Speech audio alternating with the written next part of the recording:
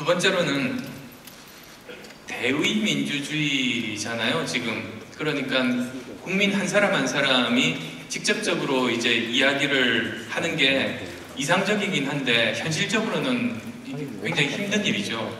한 사람 한 사람 의견을 모으기도 힘든 데다가 또 보면 각 개인들의 의사들이 다 다릅니다. 그래서 이 중에서 공통점이 많은 분들을 이렇게 모아서 그 사람들의 민의를 대변하는 게 정당이에요. 그래서 정당은 비슷한 사람들끼리의 의견들을 모으는 그런 역할들을 하고, 그 정당이 대신에 이제 그 정치에서 여러 가지 국회의원이라든지 대통령이라든지를 내면서 이제 정당 정치가 이제 확립이 되는 게 대의 민주주의인데요.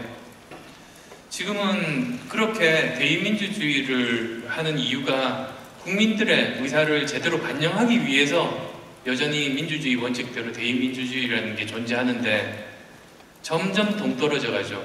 국민들의 의사와 이 대의 민주주의가 동떨어져 가는, 거기서 많은 분들이 이제 절망을 느끼시는 것 같은데요.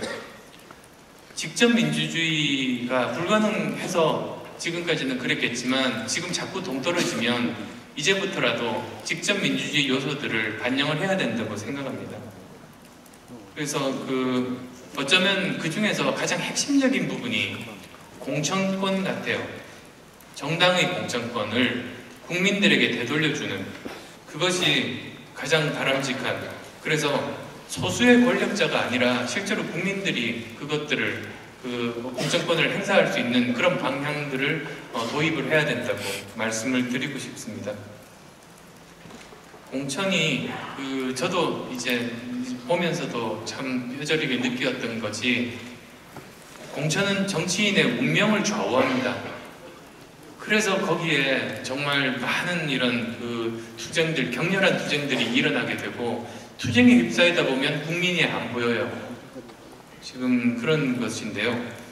그래서 지금 현재 상태는 어떠냐면 공천권이 좋은 인재를 모시는 것이 아니라 오히려 계파 이익에 의해서 움직이는 그런 경우들을 많이 보게 되고, 그러면 정치인들은 아무리 사명감 있고 좋은 분도 자기 소신에 따라서 정치하는 게 거의 불가능한 지금 그런 상황이 되게 됐죠. 그러니까 이제 국민들은 낡은 정치 세력이 아니라 국민들 목소리를 제대로 반영할 수 있는 정말 진정한 신선한 정치 신인들을 원하게 된 것도 다 거기서 연유한 것 같습니다. 그래서 다시 한 번 더 말씀드리지만 국민들 요구를 정말로 실현하기 위해서는 정당의 소수 권력자들에게 집중된 공천권을 국민에게 돌려줘야 된다. 이제 그 말씀 드리고 싶습니다.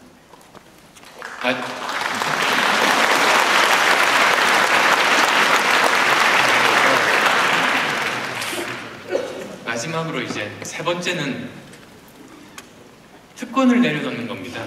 정치에서 이제 여러 가지 특권들을 내려놓는 건데요. 우선 저는 대통령이 되면 특권 부분 상당 부분 내려놓겠다고 이미 말씀을 드렸습니다. 그랬더니 정가에서 부정적인 반응이 많았습니다. 그렇게 되면 막강한 그런 대통령의 권한이 축소가 되면 그동안 신세진 사람들에게 빚을 갚을 방법이 없어지게 되기 때문에 이제 그런 건데요. 제가 특권을 안 내려놓고 다른 사람에게 특권을 내려놓으라고 요구할 수가 없지 않습니까? 그래서 제가 이제 저부터 대통령이 되면 특권을 내려놓겠다, 이제 그렇게 말씀을 드렸었는데요. 그런 관점에서 국회와 정당도 저는 마찬가지 같습니다. 이제 기억하세요? 4.11 총선 직후에 양당에서 국민에게 제일 처음 한 약속이 뭔지 기억하세요?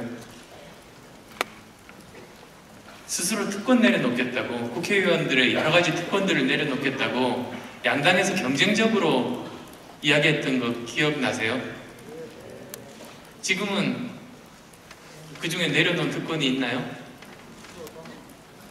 그때 이야기가 나오고 갑자기 어느 순간 이야기가 들어가 버리고 아무 지금 내려놓은 특권도 없고 진행이 안 됩니다. 그러니까 어떻게 보면 정말 신랄하게 말씀드리면 유권자인 국민을 속인 거죠. 그래서 그에 대한 대답을 지금이라도 국민들은 요구해야 된다고 생각합니다. 그래서 이렇게 대통령도 권력을 줄이고 특권들을 내려놓고 또 국회와 정당도 마찬가지로 내려놓을 수 있는 그런 특권들은 내려놓고 그러면 또 그에 따라서 우리 사회에서 기득권층들도 자기가 가진 정당하지 못한 특권들을 내려놓을 겁니다. 그러면서 세상이 바뀌는 거죠. 그래서 세 가지 정도 이제 가장 중요한 바뀌어야 될 점 저 나름대로 이제 말씀드렸는데요. 상식적인, 정말로 상식적인, 지금 여기 계신 분들 누구나 이렇게 여쭤보면 다 답하실 수 있는 그런 문제들인 것 같아요. 그래서 이제 저도 선거 캠프를 만들면서 여러 가지로 고민들을 많이 했습니다. 어떻게 하면 정말 국민들의 민의를 반영할 수 있는 그런 시스템, 민의를 반영하는 정책들을 만들 수 있을까 고민을 하고 그 고민 끝에 열린 네트워크 형태의 포럼, 내일 포럼을 이제 만들게 됐었죠.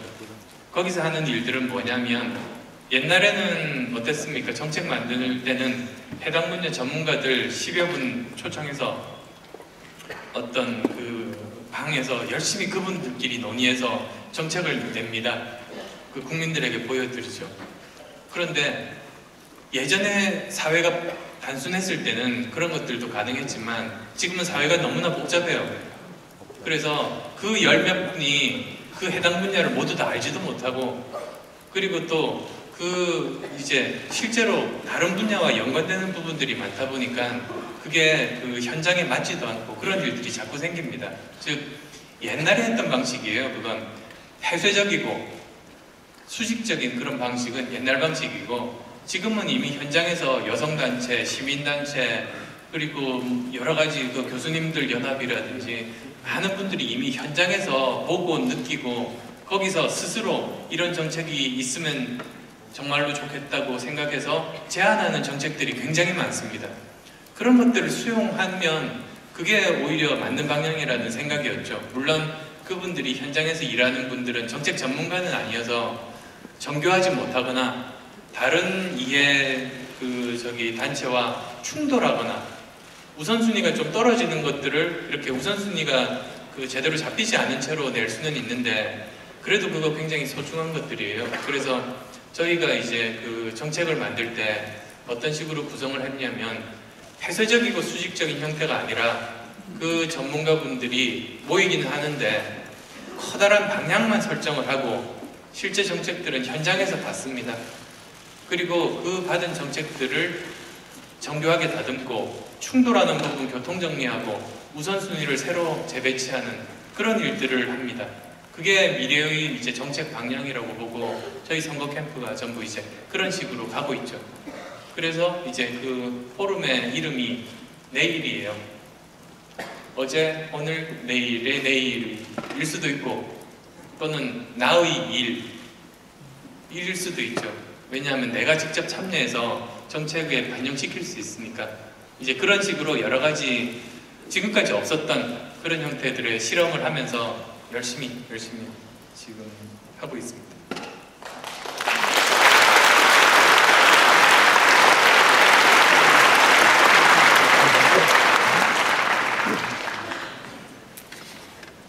그래서 정리를 하자면 국민이 원하는 걸 중심으로 저는 하겠다는 생각으로 이제 여기 나왔고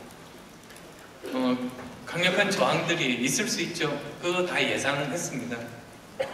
그렇지만 저는 정치적으로 빚진 적도 없고 따라서 명분 없는 타협을 하지는 않을 것이라는 거 이제 국민들께서 다 알고 계십니다. 엄청난 장애물들이 있지만 저는 끝까지 제가 할 수 있는 한 개혁을 이룰 생각입니다. 그게 아마